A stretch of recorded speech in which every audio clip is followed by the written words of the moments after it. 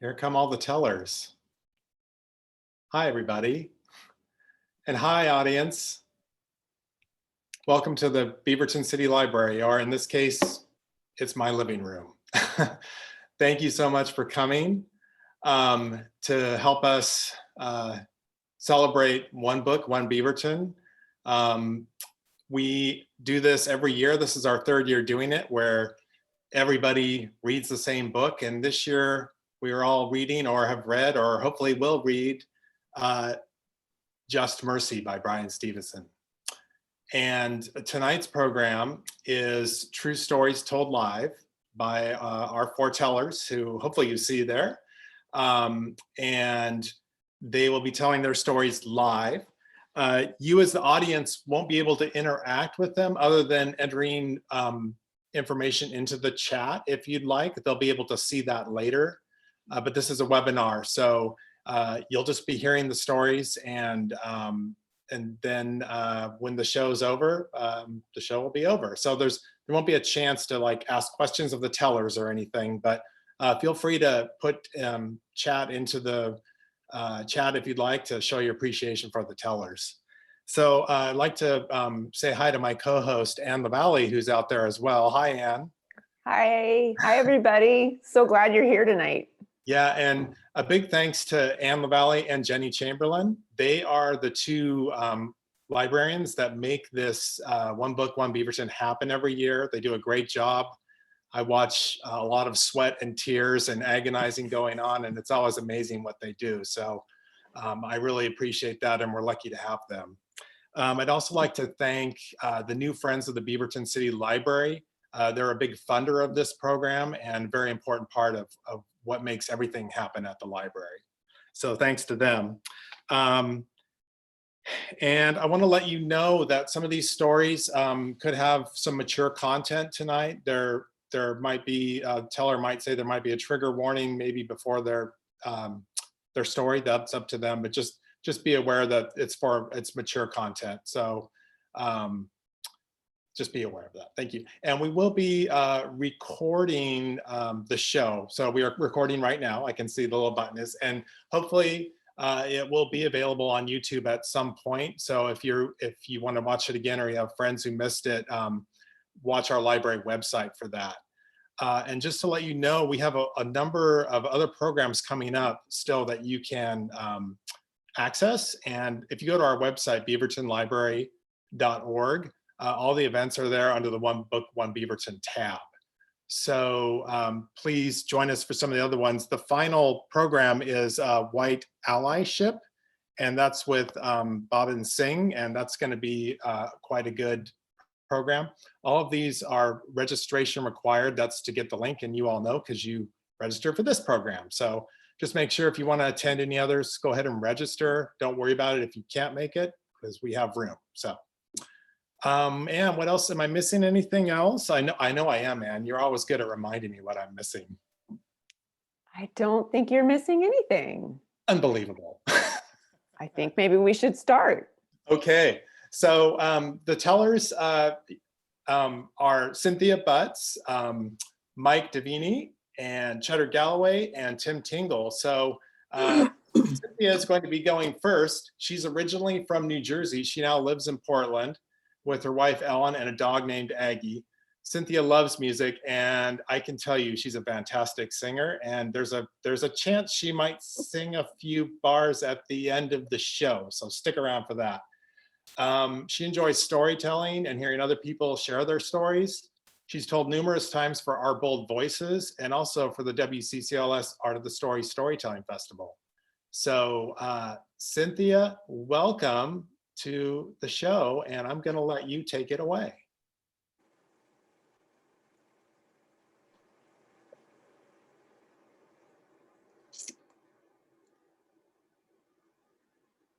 Say it loud. I'm black and I'm proud. Say it loud. I'm black and I'm proud. Man, that song spoke to me when I was a preteen. That song made me stand taller and made me live into my Blackness. Before the words to that song came along, calling me Black was like calling me the N-word. It was an insult. And as I moved and lived into my Blackness, as I moved and lived into my Blackness, I changed my hairdo,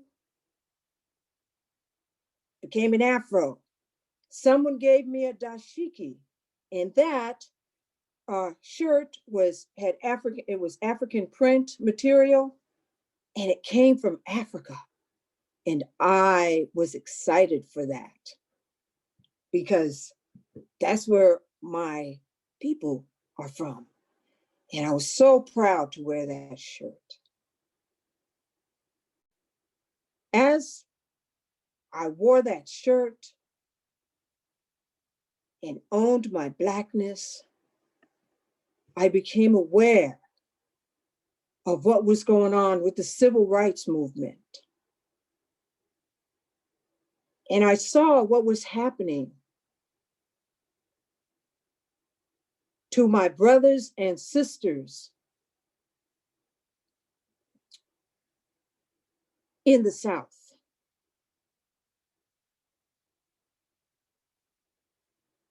They were marching and protesting, adults and children, and most of them Black. And they were peacefully marching for their equal rights.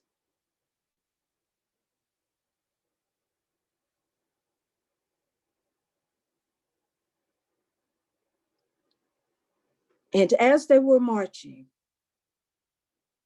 they were being sprayed with water hoses and being attacked by dogs and being beaten by the police. And I was confused. I didn't understand. I was hurting when I saw that.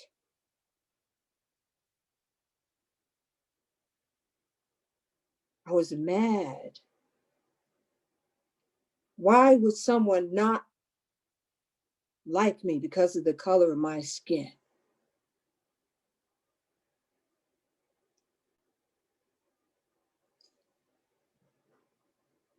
And so I would sing that song. I would say those words because I felt better. It helped diffuse any frustration and anger. It reminded me of who I was, that I was somebody.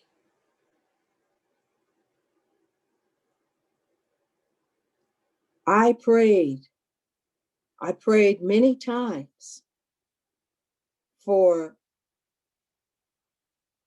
that those racists would see me as human, like they are, would see me as a person. I wanted to feel okay, and I wanted to feel safe. Fast forward to the present.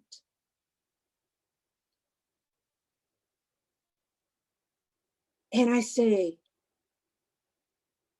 Black Lives Matter.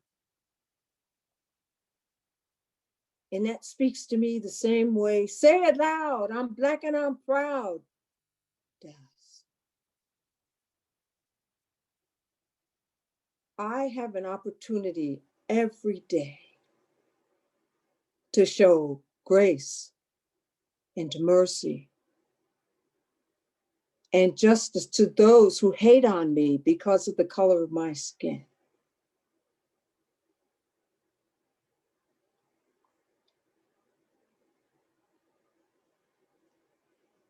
It is hard to, it's just really hard to fathom that in 2021, I am still having to navigate racism.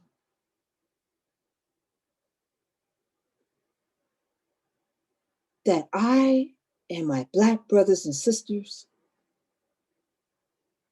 are still having to protest and march for equality and justice.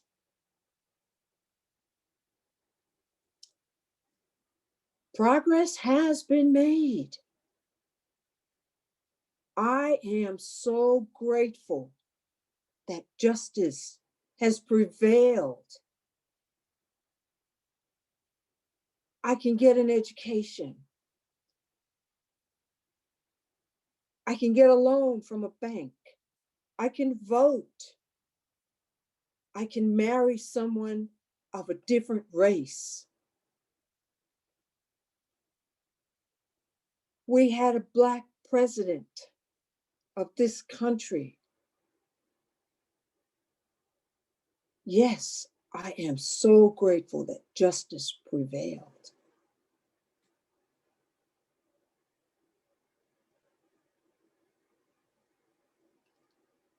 And it's has been upsetting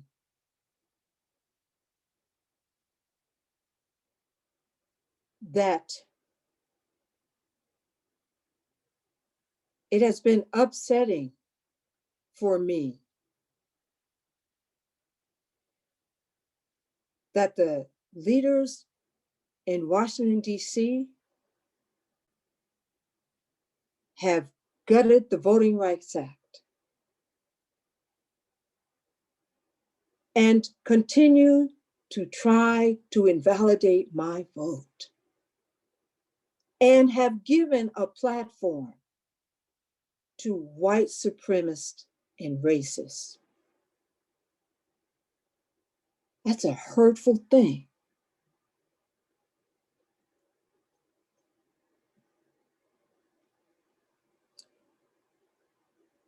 In my opinion, inequality still going strong for Black people. My young teen self thought equality would reign supreme right now.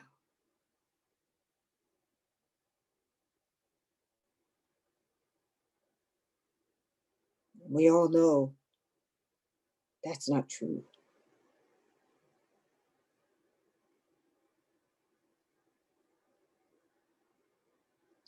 I'm a person of faith. And as a person of faith, I believe that all of us are children of the divine.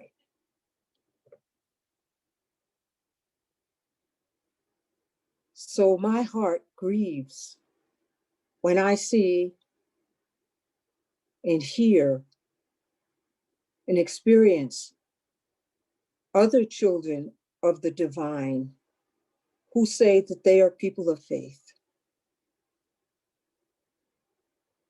doing their best to keep their knees on my neck.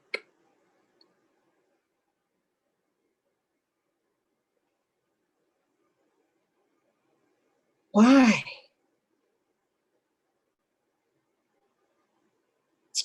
Well, I think it's because they don't want me or my brothers and sisters to get too big for our britches.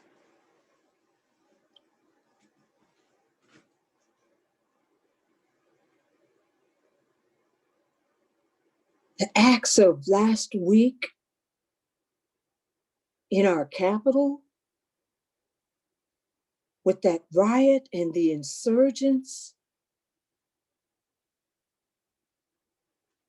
glaringly showed how much my life as a Black citizen in this country is not valid.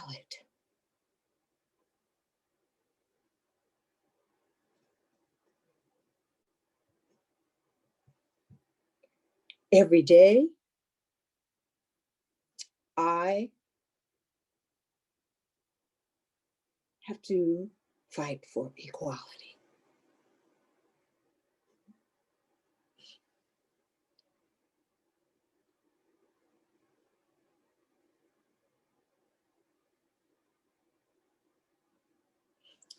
It is an act of courage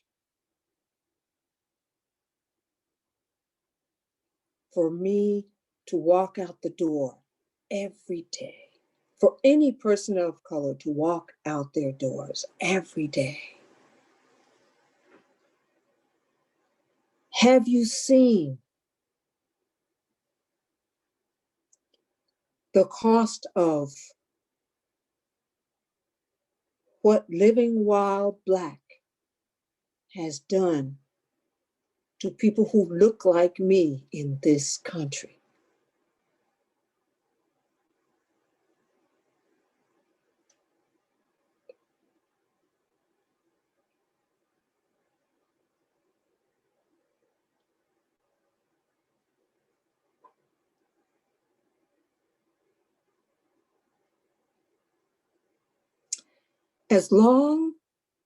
My belief is that as long as I'm oppressed,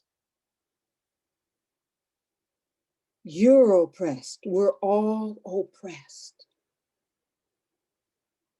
And being oppressed will not allow us to show and to experience the grace and the mercy and the justice that each of us longs for.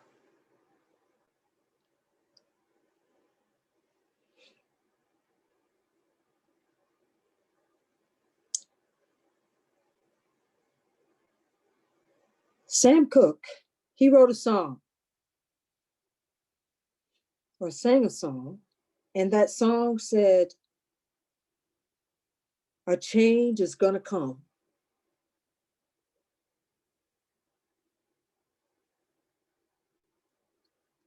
I'm ready for change.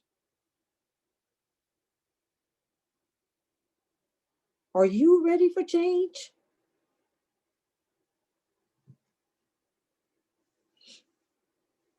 But that change isn't going to happen if folks don't change their hearts and their minds.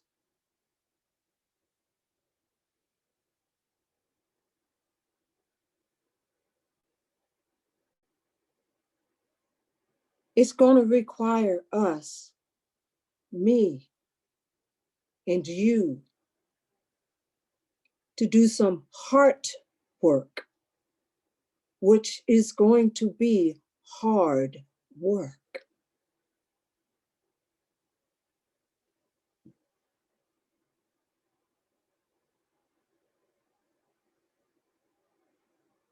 Are you wanting to see healing? Because I'm so ready to be part of the healing in this land. But it's going to take hard work. Hard work. You know that saying, the struggle is real, and it's long, and it's hard. And for the white people out there, it's going to be harder work for you to understand how to be a true ally.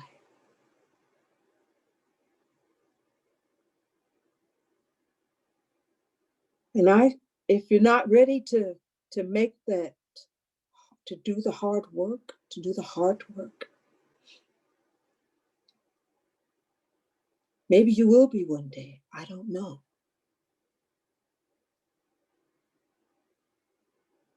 But I want to know that those who are you willing to stand with me, behind me, in front of me, next to me, and be that ally for justice and make good trouble.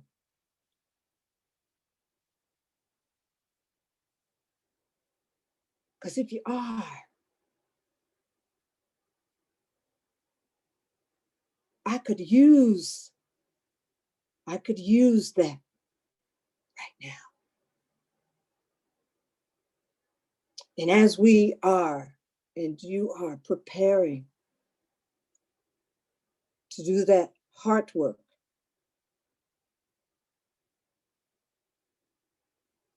I'm going to keep on saying, Black Lives Matter.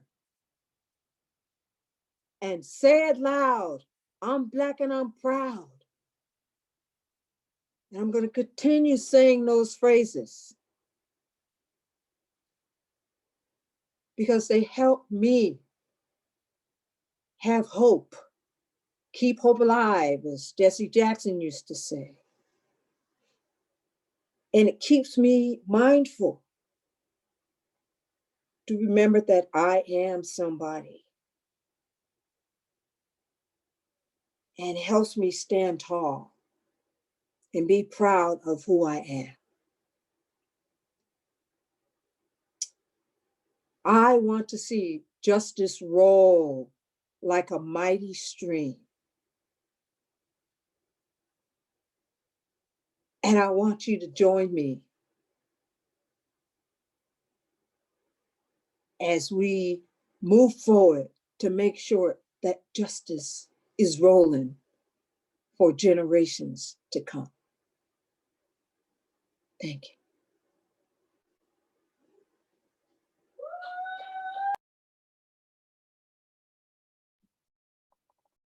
Oh, thank you, Cynthia. That was really incredible. I think there's a lot of people out there in the audience right now who are applauding loudly. You can't hear them, but they are, and they're right behind you. So thank you so much for sharing with us, and stay strong. Our next teller is Mike Devenney. After 11 years of adventures as a Paulist priest, he married and began a 31-year career as a middle school and high school teacher and coach. Over the years, he taught health, religion, values and ethics, and on the college level, preaching. Now that Mike is retired, he has had the opportunity to focus on storytelling. In 2019, he became a Moth Story Slam champion. He's told stories in several venues, including the storytelling program here at the Beaverton Library, the Clinton Theater, and Story Swaps sponsored by the Portland Storytellers Guild. He's also developed a storytelling curriculum centered on students understanding the importance of values and ethics. COVID has slowed that program down, but Mike often tells stories via Zoom, as he's going to tonight. In the past 2 years, Mike has served as a board member of the Portland Storytellers Guild. Please welcome Mike Devenney.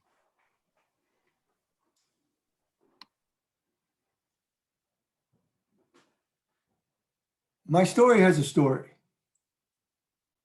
When Blaine asked me to be a part of this great opportunity, I knew right away I wanted to tell this story. But it's not just personal to me, it's personal to my family. So I checked with all of them to see if it was okay with them for me to tell this story. And I got more than just their permission. I got their encouragement. I got their support. They're out there somewhere. And I just want to let you know that I thank you for backing me up. Now, there's a point in this story where there's some violence.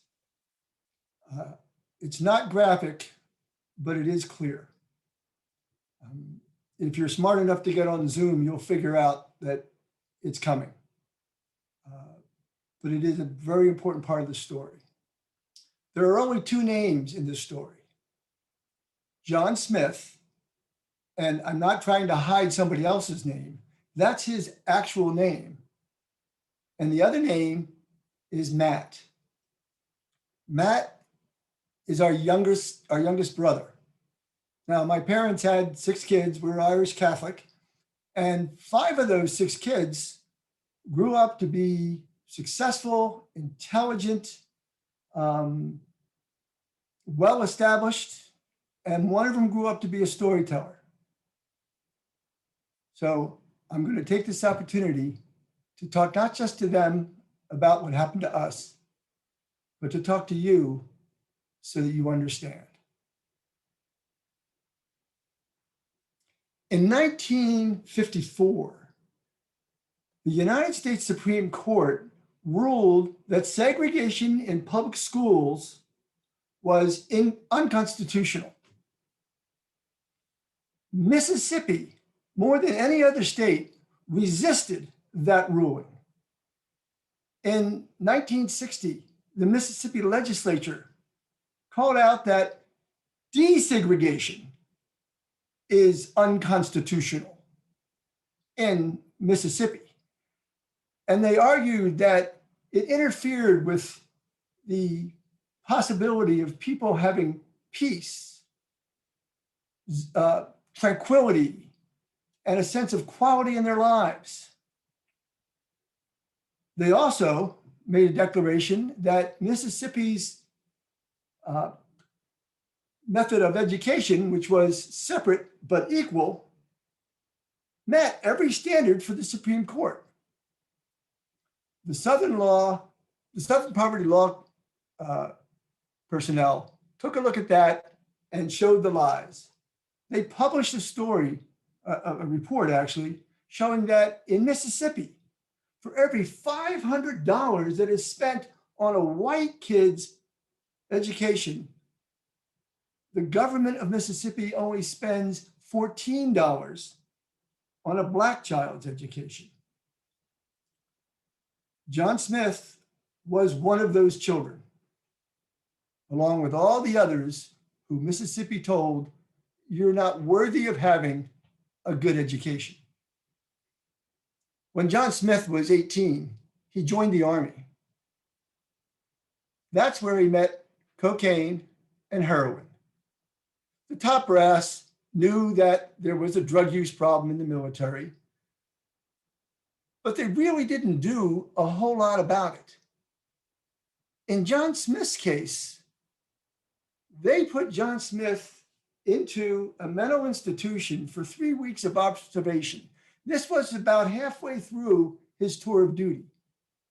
After that 3 weeks, the doctor came out and made his diagnosis saying that John Smith is definitely addicted to drugs, but also John Smith is schizophrenic. Now, the Army didn't want to spend money or time or resources on giving John Smith what he needed to get better. So instead, they put him on disability and quietly discharged him of his military duties. So 4 months later, John Smith, a schizophrenic drug addict, was living on the streets of Jackson, Mississippi. My little brother lived in Jackson, Mississippi, Matt. Now, he got there the long way. When Matt graduated from college, he taught in one of the poorest school districts in our home state, Virginia. From there, he moved to New Mexico, where he worked with disadvantaged students that lived on Indian lands. I remember that first Christmas, Matt asked me to give him a Christmas present of a big box of chalk. And then he explained that his school had blackboards, but they couldn't afford chalk. A few years later, Matt moved to Jackson, Mississippi, and he took a position with the Stew Pot, which is a center for feeding the homeless and the poor. They hired Matt as a program coordinator but especially they wanted him to develop programs for children. In those early years, Matt developed first a medical clinic where doctors and nurses treated children for free. Then he put together an after-school program for disadvantaged kids who struggled in the classroom. They could come to the stew pot after school and they would meet up with volunteer high school kids, each of whom would mentor one of those students and help them get their homework done and understand what it really meant. Later on, he connected that program to another program called Family Dinner. So the parents could come in at the end of that school session, maybe even help their kids with their homework, and then they would all share a family meal instead of having to go through the stew pot line to get food. In a matter of just a few years, Matt became the director of the stew pot. And mixed in with all of that, Matt fell in love, married, and started a family. He told me that if you didn't count the lousy pay and the long hours, this was his dream job. Meaning he really loved what he was doing. Matt met John Smith at the stew pot. John Smith had been eating there for years. It's safe to say that for John Smith, the stew pot was his home. And I say that because every time John Smith signed a form to buy a gun, he listed the stew pot as his home address. Now, John bought most of his guns at the local pawn shop, and the owner there never even looked at the forms. He just sent them into the state government. And apparently they never looked at them either, because if they would have looked at them, they would have seen that John Smith lied about where he lived, lied about his criminal record, and lied about his mental health. They would have discovered that this was a man who desperately needed help. But they didn't look. Father, forgive them, for they know not what they do. In those years before meeting Matt, John spent a good deal of time in county jails. He had a very long police rep. He was arrested for assault and battery several times. He'd been arrested for petty theft. He'd been arrested for disorderly conduct. Most of the time when he got arrested, it was because he was screaming at people or standing in the street blocking traffic and yelling out that he was the former governor of Mississippi. And he had once been a sharpshooter for Marine and Army ops, and that he was worth $45 billion. Now, knowing all that, and the state knew all that, you would think that they would come up with the idea of, it's probably not a good idea for John Smith to be able to buy a gun. But in Mississippi, it's a man's God-given right to own a gun. Father, forgive them for what they know.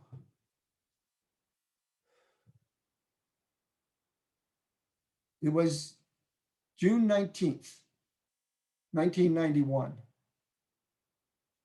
The Soup Kitchen was sponsoring an outdoor barbecue in the front lawn. John Smith was there, as usual, but only this time he had a gun in his belt. One of the staff members saw the gun and went to Matt and told him. So Matt made up a to-go box of barbecue and walked over to John Smith where he was standing in line and said, John, maybe you forgot, but you're not allowed to have a gun on stew pot property. And then he gave John that to-go box. John accepted it. But as he walked away, he said something about being the former governor of Mississippi. A little while later, John Smith returned.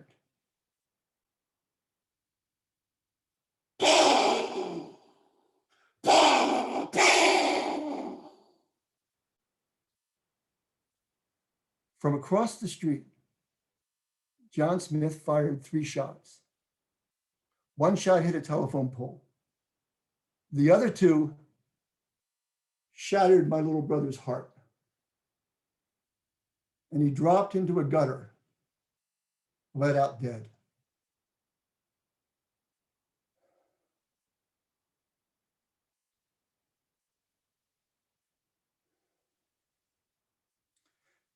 The eyewitness accounts varied. One man said that John Smith attacked Matt.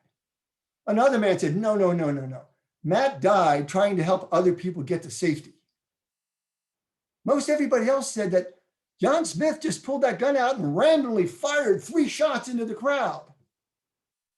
But they all agreed that when John Smith walked away, he held that gun, waving it over his head, saying, "I'm in charge here.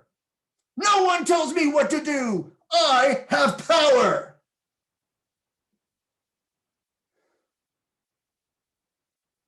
The police found him about a mile away, sitting in a park. John Smith offered no resistance.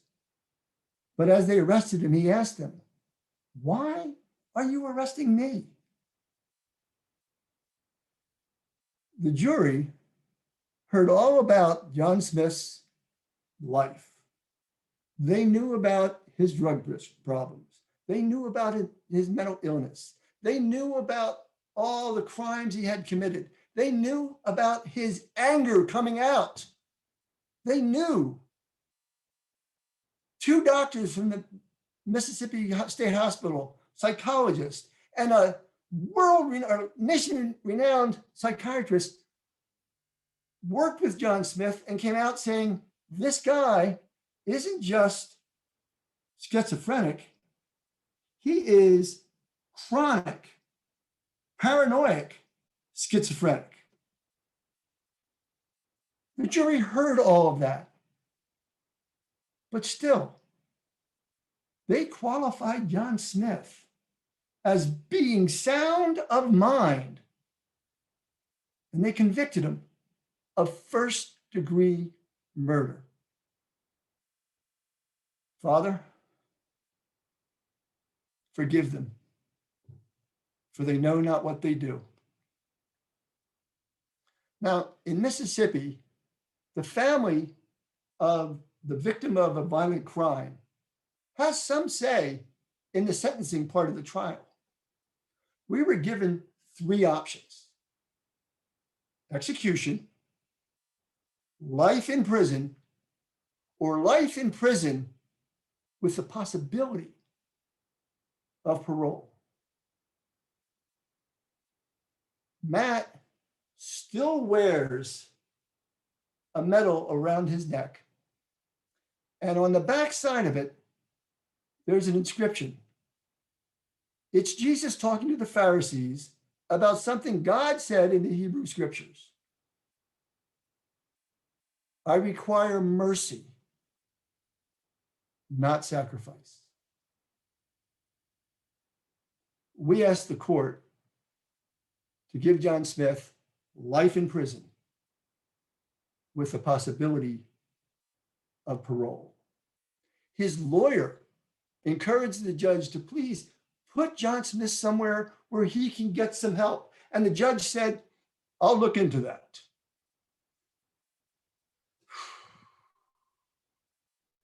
Through parole board reports given to us from Parchman Prison, we learned that John Smith at no time got anything anywhere near mental health therapy. When he did act out, the prison officials defined it as anger management issues And instead of giving John Smith the therapy he needed, they threw him into solitary confinement.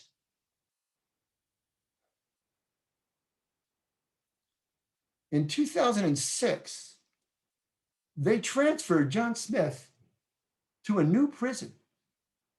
And this was Mississippi's first for-profit prison. It was the East Mississippi Correctional Facility. And it was run by a business, not by the state. They opened up prepared to take Mississippi's most difficult inmates. They even had a hospital. And in that hospital, there was a mental health unit. But John Smith never saw the inside of that building. Somebody with authority decided that John Smith was way too far gone to have any hope of ever recovering, so it wouldn't be cost effective to put him in a mental health ward room. Instead, they treated him just like Parchman Prison did. And when John Smith acted up, they threw him into solitary confinement. In 2011, John Smith died. A morning guard reported that he saw John Smith face down on the floor. The report that was put out there was John Smith died in his sleep, most likely of a heart attack. It wasn't cost effective to do an autopsy, so nobody really knows how he died. Father, while you're at it, forgive those guys too. Our family knew that we were never going to be completely whole. But we also knew that forgiveness over vengeance was who our brother was. Those two bullets may have shattered our brother's heart, but they didn't shatter his soul or his spirit. If he could talk to us right now, he would tell you that what John Smith did to him and to his family was tragic and unfair. But if John Smith was standing here as well, Matt would say that what they did to John Smith throughout his entire life was a tragedy fed by injustice, hatred, and racism.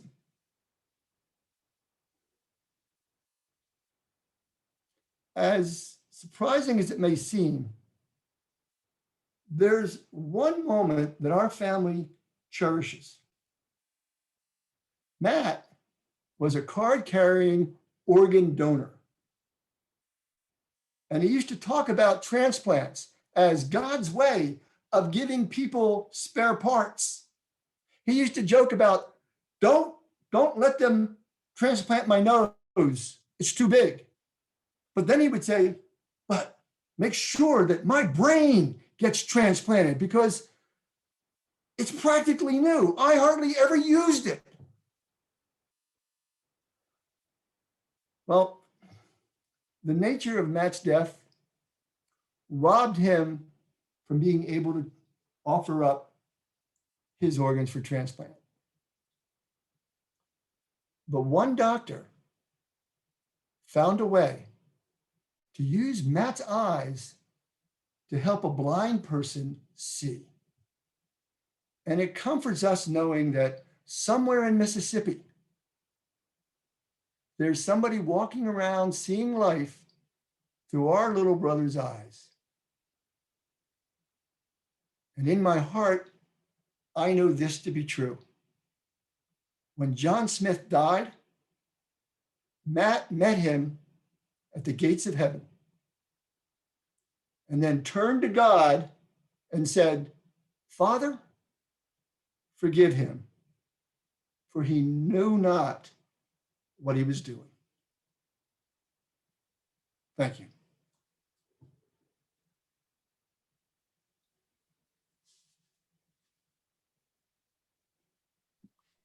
Thank you, Mike.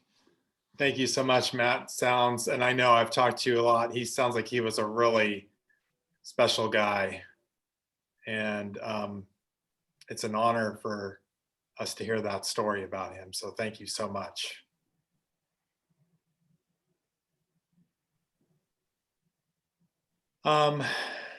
So I just want to let the audience know we've been having a little bit of trouble with the spotlight feature. So I'm going to ask the rest of the panelists to keep their videos turned off during the storytelling, because then we'll just see the teller. Mike, we had to look at ourselves a little bit while we were listening to your story, but now we'll all turn off our cameras when Cheddar tells next. So, oh, and Mike's already gone.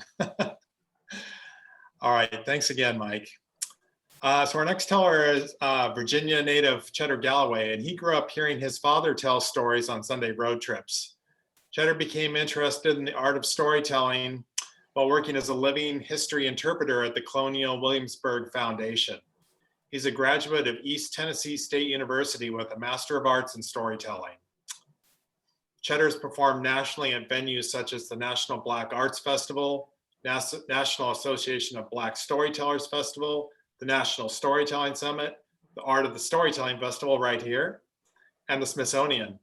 He's also a contributing storyteller featured on Race Bridges Studio. Cheddar also serves on the board of directors for the Coomba Storytellers of Georgia. You can read more about him at his website, cheddargalloway.com. Please welcome Chetter Galloway.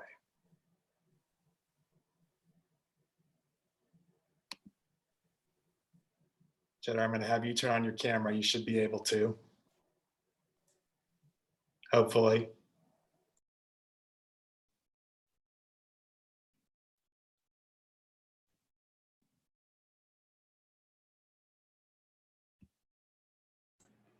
Especially when you can hear me. Good evening, everyone. It's a pleasure to be here. Thanks for the introduction, Blaine. Just a little disclaimer before my story. There are a couple of curse words in here later on in the story. The title of my story is called My Freedom Papers. And I titled it My Freedom Papers because of their historical significance to people of color during the time period of enslavement. If you were a free person of color, you had to walk around with said papers in your pocket and have them on the ready to produce if you were stopped by the patrollers or nighttime patty rollers or slave police to prove that you were not a slave. And even if you did, they could easily be taken away from you and torn up in front of you and you put back into bondage. So fast forward to 2021 and the current state of our world today. As a free person of color, whenever I travel, especially by car, I always keep in mind that American Express slogan when it comes to my freedom papers, which is don't leave home without them, which includes my freedom papers, which includes but are not limited to driver's license, insurance, registration, AAA card, passport. Hell, I've even got a Bible in my glove compartment and a voodoo doll in my rearview window, because that's my definition of bumper to bumper coverage.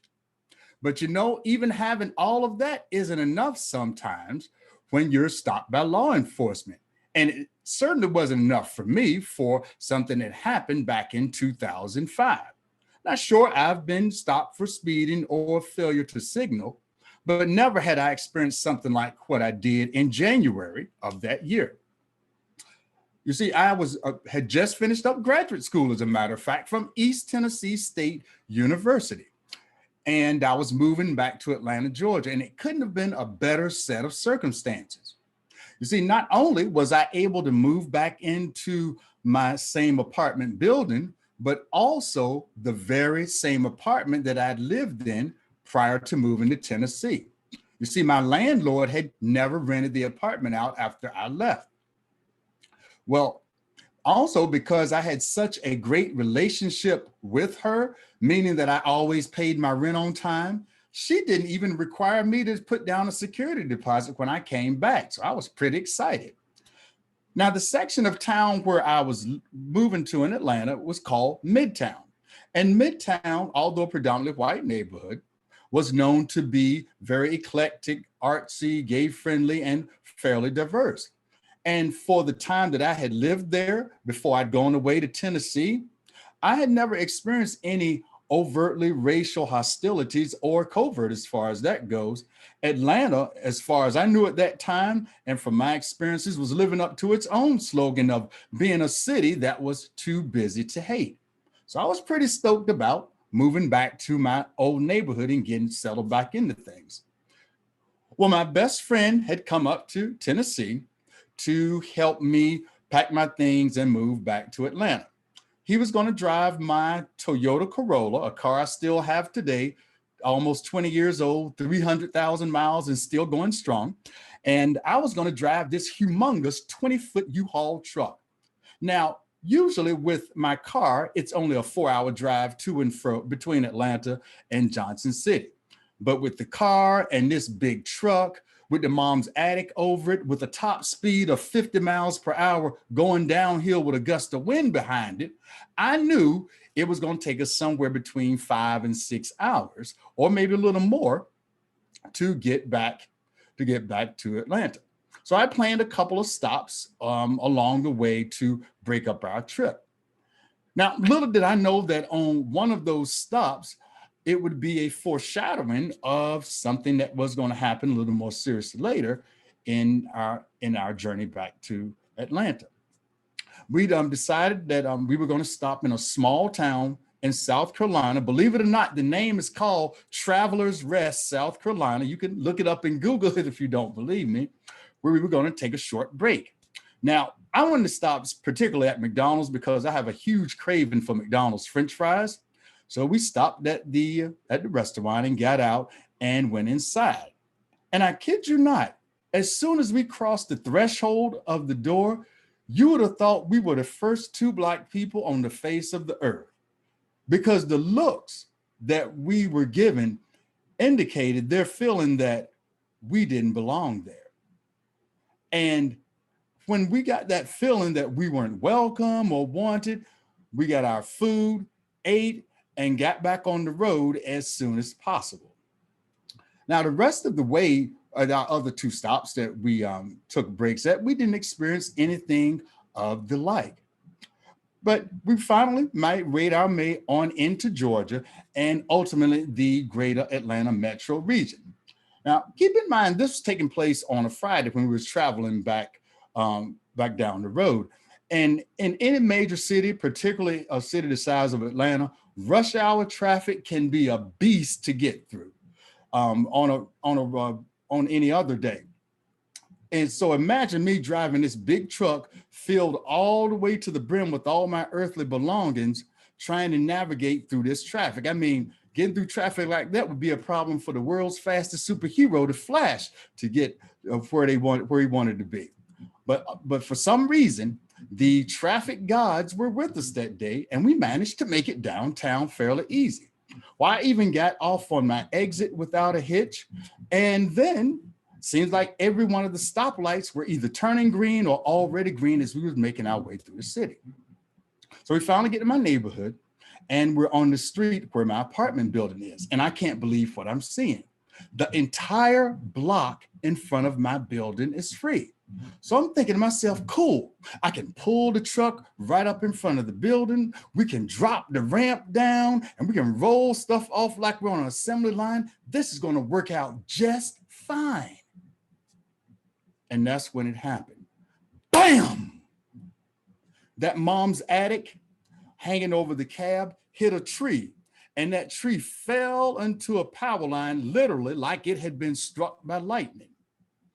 And I managed to maneuver the truck around it and get close to the curb. And I thought to myself, are you kidding me? Are you really kidding me?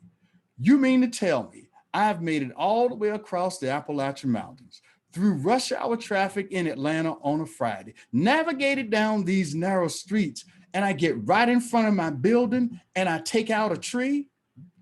And then to add insult to injury, my best friend pulls up beside me, rolls down the window because my car is that old that you have to crank windows. And he looked over and says, "Welcome back, friend." And I thought to myself, smart ass, as he pulled in front of me and parked the car. Well, knowing this was a pretty serious accident, you know, I had to make a few calls. So I called 911, and then I called Georgia Power, and I also called U-Haul. And they told me, you know, if there was damage to the truck, I'd be responsible for it unless my car insurance rolled over and covered it.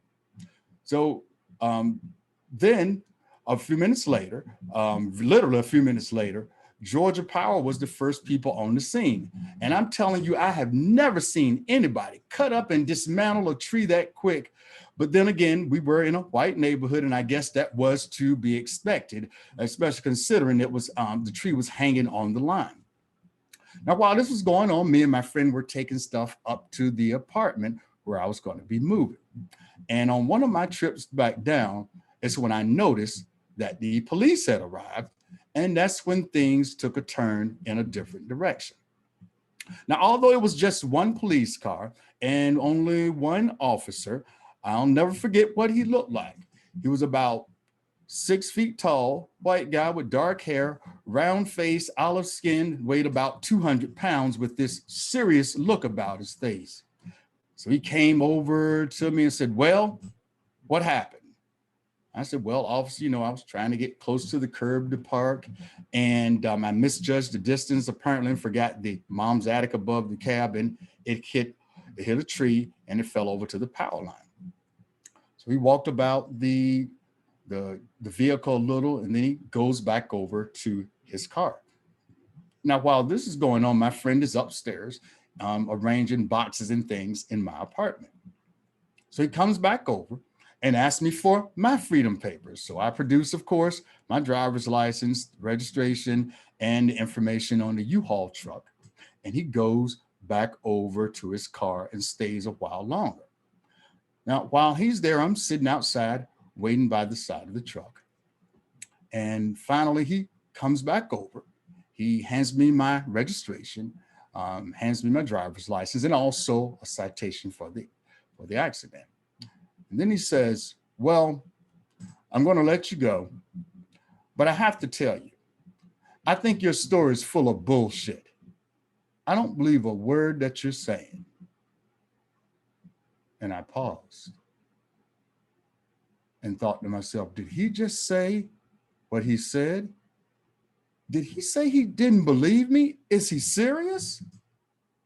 And the look on his face let me know that indeed he was. And I realized in that moment, whatever I said or what I did was crucial, because it could make the difference in me being a statistic or otherwise. So I took a deep breath and chose my words carefully and said, "Well, officer, I'm telling you exactly the way things happened. I mean, we packed all night last night. We drove down today, navigating through this traffic, and I accidentally hit the tree." So his response was something to the effect of, "Well, regardless, I'm going to be watching you." So he saunters back over to his vehicle, sits in it, and does just that. He watches us as we move stuff in, just like the people who were watching us at the McDonald's, giving us a look as if we didn't belong there. So I took some things up to my apartment, and I told my best friend what had happened, who couldn't believe that the officer said that to me as well. And he says, "Well, just, remain calm. We know we haven't done anything. Just try not to do anything out of the ordinary and keep moving stuff in." Now, I don't know what he thought we were taking, whether it was drugs or fencing some goods. But what he didn't realize is that I'm a pretty good packer of things when I move, and that U-Haul was packed literally to the brim. So whether or not he came to that realization we weren't doing anything, or got tired of sitting there watching us, after about 30 minutes, the officer finally drove off and left.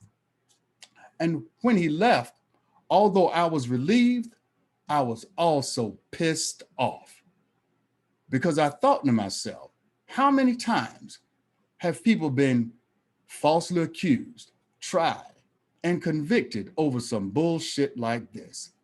And now the same thing was just about to happen to me. Or worse yet, how many times in the past have Black men been castrated, hogtied, mutilated, burned alive, or the most common practice in the day, left simply hanging from a tree? And in that moment, I realized how my ancestors must have felt when, even though they produced their freedom papers, their character and integrity was questioned and undermined. And although I wish I could say that that was the last time something like that ever happened to me, I'm afraid that it wasn't. However, unlike many of my ancestors or many people of color today who've gone through something similar or worse, fortunately, I survived and I'm still around to share my story. Whereas unfortunately, they didn't. Thank you.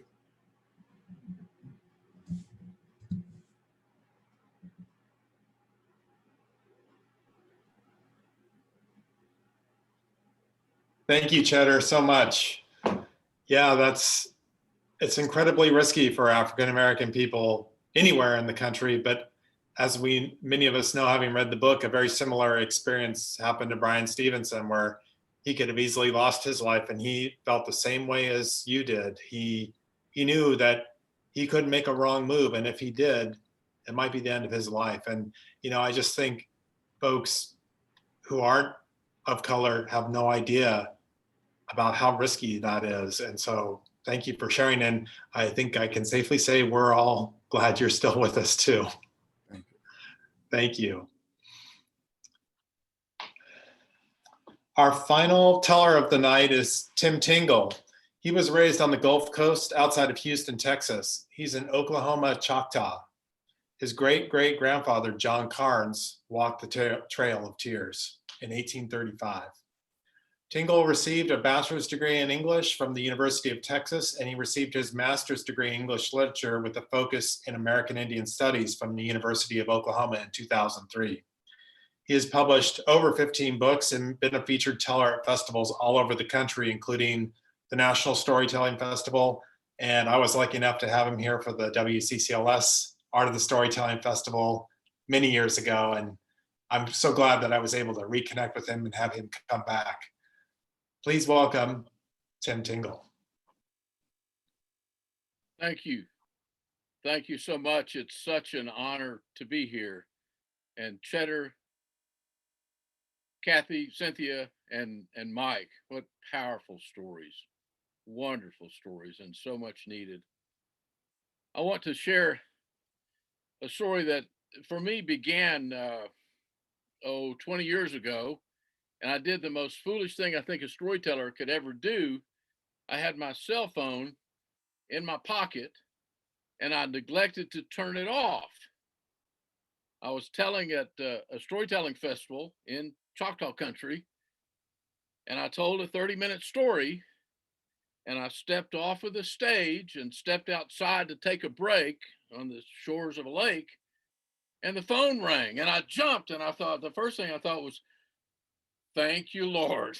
Thank you, Lord, because it didn't happen when I was telling the story. And the next thing that happened changed my life. When I answered the phone, the man said, is this Tim Tingle? I said, yes, it is. He said, this is Cecil Berry. And I understand that you have been studying and asking about Clarence Carnes. And I said, yes. Did you know Clarence Carnes? Clarence had died in 1988. And He said, yes, I knew Clarence. And I knew Clarence Carnes had a violent and criminal past.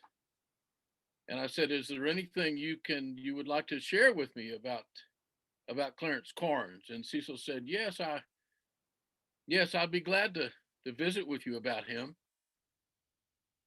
And before we set up a date, he said, I live near McAllister. And I said, well, I can come there. He said, but you should know that not only did I know Clarence Carnes, but the most serious crime he ever committed, I was there with him and received a 30-year prison sentence. And I thought, this is a man that knows the story like no one I could ever meet. And so it was a few months, and I knocked on the door, and Cecil Berry opened it, and he kind of walked very gently and sat down on a sofa and gestured for me to sit down. And I didn't realize at the time, but he was almost totally blind and soon would be. But he became a dear friend for many years. I would visit him every time I would come within 50 miles of his hometown. And he told me as we sat down and began to sip coffee, he said, Clarence Carnes and I went to Jones Academy Indian Boarding School. And he said, back in those days, he said, now Jones Academy is run by the Choctaw Nation. And as you know, the Choctaw Nation does a wonderful job with it and teaches students how to read and how to care about their studies. But back in those days, it was run by a private company, and they would give us nice looking khaki clothes that we could go into town if we behaved ourselves on a weekend. They let maybe 10 of us go into town at a time. So maybe once every other month or so, you would get to go into town, little town of Wilburton, which is not too far from Jones Academy. And he said, you could just walk up and down the streets. And then as soon as you got back, they would take the nice khaki clothing away from you. So the people in town thought you're being well taken care of. He said, there was a time when Clarence and myself, Cecil said, we both went down the hill from Jones Academy and we were walking through Wilburton, and there's a restaurant there called the Green Frog Restaurant. And they were famous for their desserts, their pies. And as we were walking there was a big sign at the Green Frog Restaurant that said no Indians allowed, and that was no surprise to us. But as we were walking there, we kind of looked through the window, and we saw sitting right in front of us was a woman. Oh, she had her fork on what looked like the most delicious piece of apple pie I've ever seen in my life. And she would move it to her mouth and then kind of sit down and start talking. And we would look close. And as she would move it close, finally pressing up against the glass, we would go almost as if we could reach through the glass and get some of that apple pie. Well, someone pointed to her and said, look behind you. And when she looked, she flung her fork, and the pie flung from the fork and landed, and everyone just laughed and kind of clapped at us, and we knew we'd better be going. So we started walking away. But the manager of the restaurant, and I later found out he was the owner, he shoved a janitor's bucket out and dipped a mop in it and started flinging it at us, just flinging the water from the mop at us. And we thought, what are you doing? You're not going to hurt us that way. And he kept flinging all over us. And by the time we made our way up the hill back to Jones Academy, we realized that he was not flinging soapy water at us. He was flinging bleach, and our clothing was ruined. We were beaten so badly. Said, I'll never forget it. And he also said, I'll never forget how much that beating changed Clarence Carnes. He became impossible to deal with. He hated the hatred he felt coming towards us as Choctaws from all around. And finally, he left the school. and he managed to find an apartment, some cheap apartment in downtown McAllister, close to where I was living. And he came and he talked me into staying with him. He said he didn't have to pay the rent for a whole month, and we could stay in the apartment and we could do anything we wanted to. We didn't have to worry about what our parents said. And so Cecil said, I moved right in with him. And then we realized after a few, we could steal whatever we wanted to from the local grocery store. We had a technique that always worked. He said he would send me in and I would look around and I would put things in my pocket and I would look around and everybody would come after me that worked at the store. And then before I left, I would walk back and put everything on the shelf. So I didn't steal anything. But while they were all watching me, he could have filled a grocery cart and made it out. That's how we managed to eat. But then we realized we've just got a few more days and the rent is finally due. And we didn't have any money. So we said we went to my uncle's and we borrowed a few dollars because we thought the thing to do now is to get back at what happened at the Green Frog restaurant. We decided that we would rob the Green Frog restaurant. We did. And we got these paper bags and we put little holes in the mouth and the eyes. And with the money we borrowed from my uncle, we took a bus trip to Wilburton. We got off and we went to the alley behind the store and we put those little masks on. And then we stepped inside that restaurant and everybody looked at us. And Clarence walked over and he banged his fist on the glass counter and he said, "Give me your money." And then he did something that surprised me. He pulled out a gun. I didn't know he had a gun. And he said, "Give me your money." And I mean all of it. And the cashier, she looked around and she started tossing coins. He said, "Your cash money." And she looked around and she tossed a few dollar bills. She said, "That's all there is. They haven't paid for lunch yet." We grabbed it and ran out in the alley and pulled the mask off. $3. That's all we had. $3.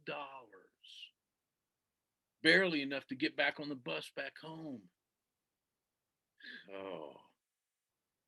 And then we decided that if we really wanted to pay the rent, we really wanted to, we had one more task that we could do.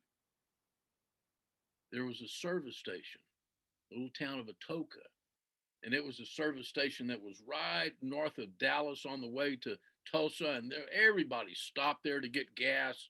And there was one man that owned it, an old man that owned it, and he did all the work there. He would wipe the windshield and he would fill the cars with gas and take mostly cash and come. And we waited till the service station was closed. And we looked through the window and we saw the man counting the money. And as soon as he put it in a bag, we came and knocked on the door.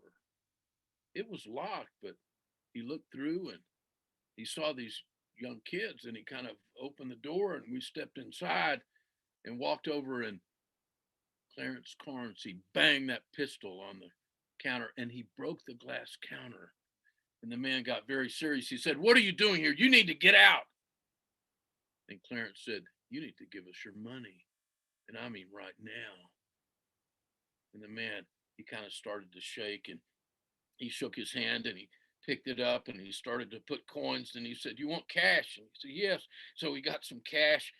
And later I thought that man was so smart because he was shaking so hard and we would look at his head shaking and his hand shaking, and we didn't notice that his right hand was pulling out a shotgun and he pointed it right in my chest and said, "Now get out of here."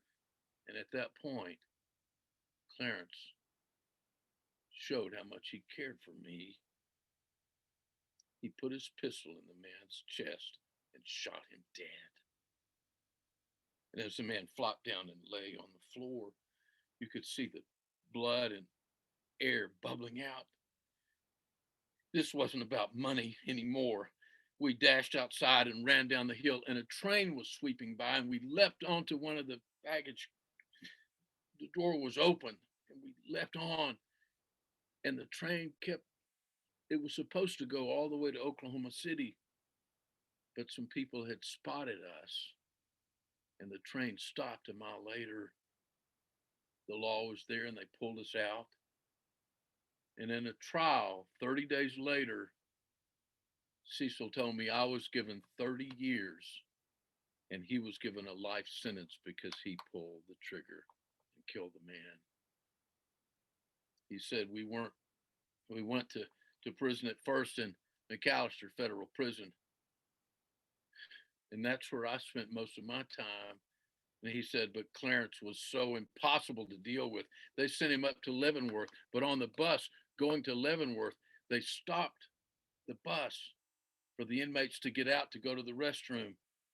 And as they were, one by one, as they were heading to the restroom, Clarence saw an old man leading his grandkids out, and he pushed the old man down, and a truck backed up and broke the old man's legs.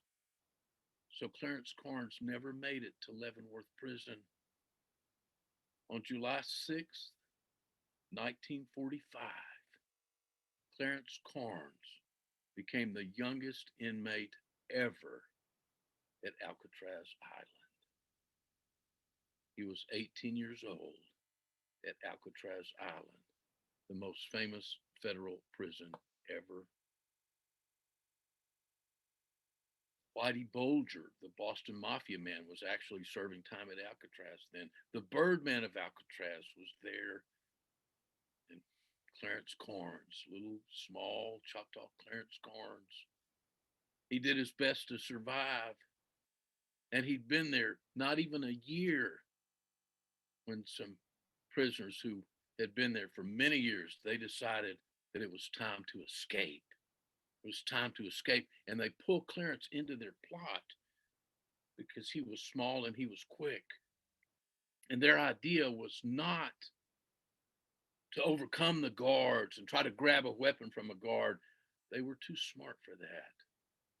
Their idea was to have Clarence slip up behind the guard that kept the keys to where they kept their ammunition, and then they would be armed and they could pass the arms out to the other prisoners. And this happened. This happened on May 1st, 1946. It became known as the Battle of Alcatraz, and it made national headlines all over the country. Clarence Carnes had slipped up, grabbed the keys.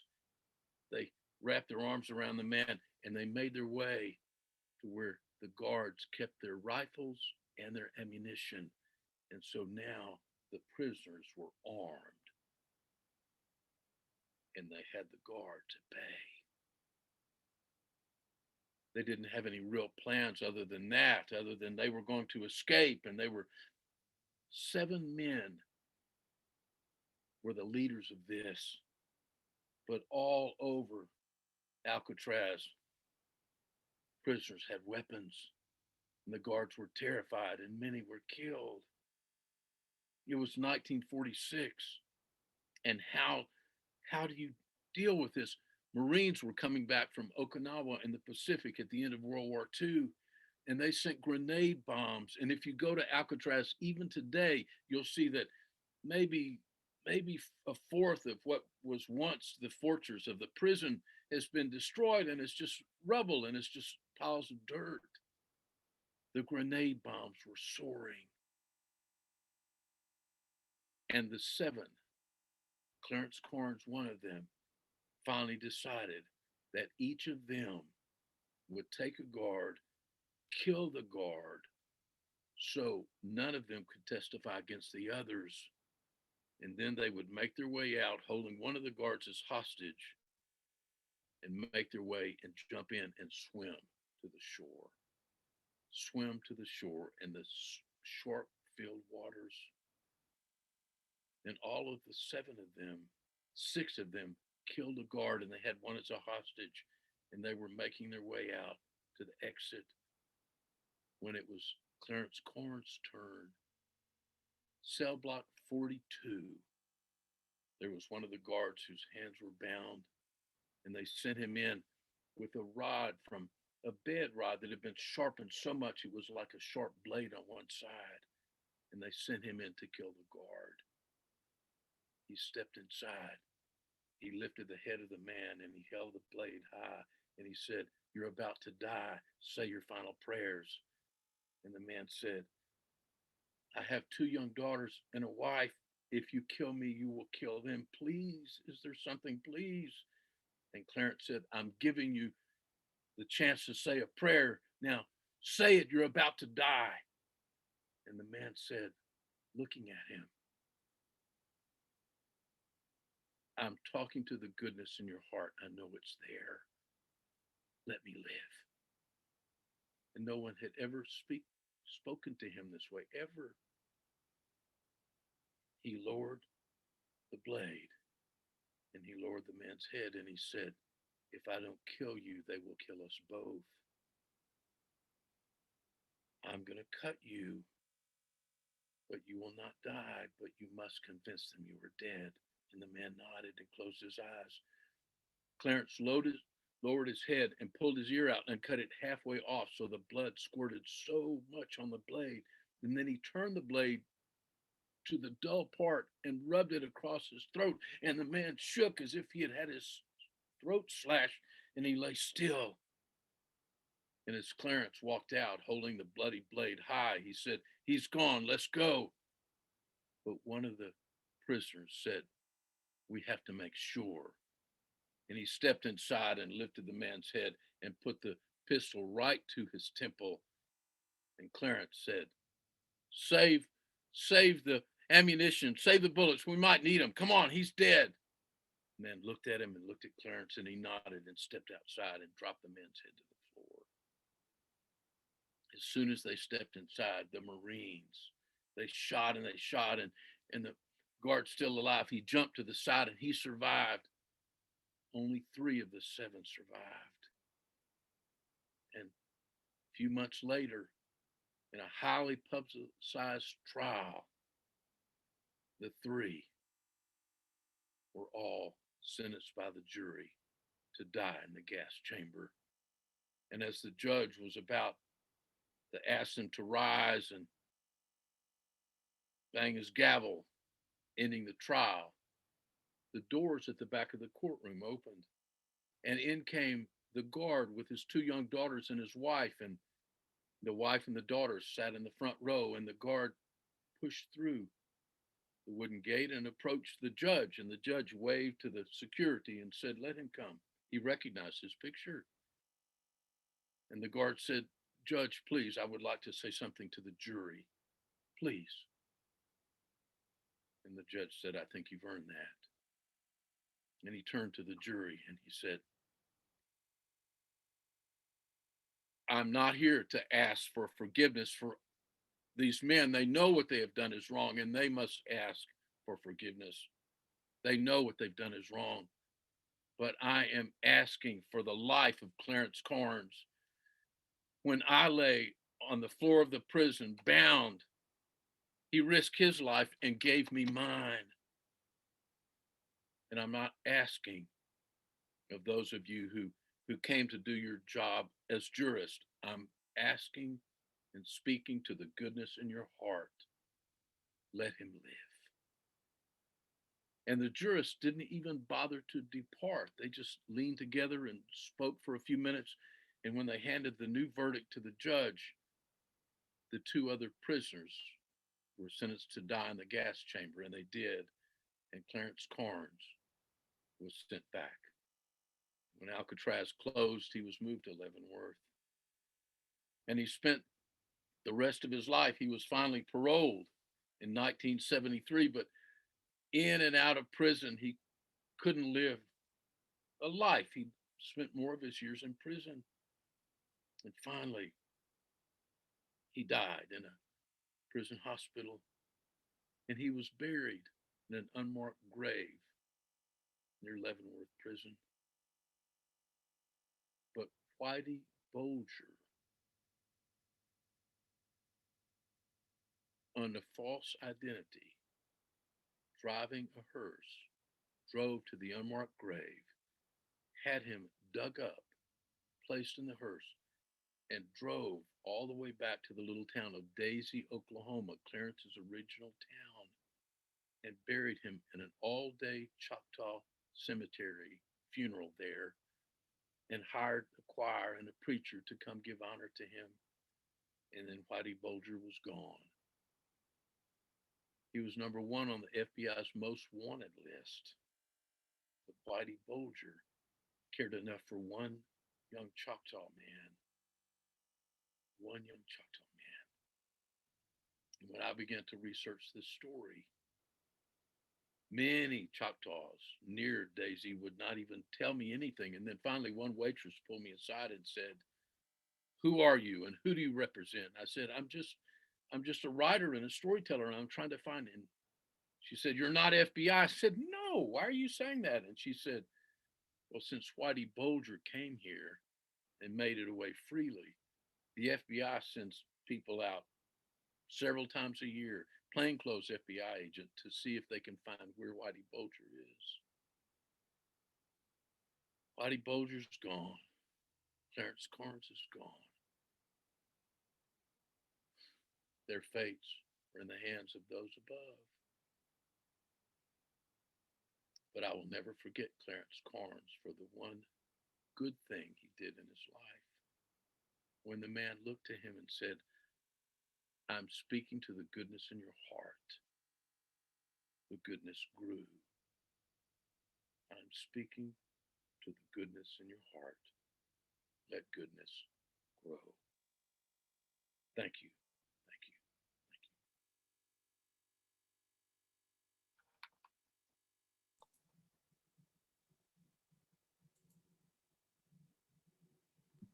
Oh, Tim, that was incredible. Thank you. You hit all the themes there. Oh, thank you so much. Mhm. Can I have, well, it looks like all the tellers have got their video. Is Cynthia, I need to change my view. Cynthia, can you turn your video on? There you are. I just want to thank all the tellers so much for coming and telling these stories. I think they really fit the whole theme of what this book is about and what's going on in the country right now. So I just like to take a moment here. It's going to be silent virtual applause, but let's let those people out there who've listened to these stories give you a round of applause. Yay. Yay. Yay. I want to thank the audience for coming tonight. And also, again, thanks to the tellers. I know it's tough to do it on a screen, but you all did an amazing job. And I just want to say, I can't wait for the day when we all get back together and do it again in person, because I think especially with storytelling, it's the way it has to be done. But the one benefit of tonight was we had people from all over the country here tonight, and we were lucky to have 2 tellers come from Texas and Georgia. so I'm trying to find the glass half full. So and I think Cynthia mentioned she might sing us out tonight. So I want to thank everyone for coming again, and I'm gonna go ahead and mute myself, and she's gonna maybe sing a few bars, and I'm gonna wish everyone a good night. Thank you. We shall not be moved. We shall not be moved, just like a tree that's planted by the water, singing, we shall not be moved. Now we're fighting for equality. We shall not be moved. We're fighting for equality. We shall not be moved, just like the tree that's planted by the water, singing, we shall not be moved. Ah, just like a tree that's planted by the water,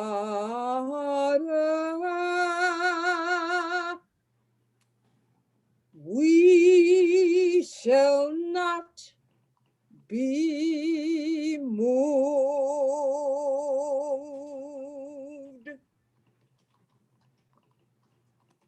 Thank you so much, Cynthia. Thank you, Cynthia.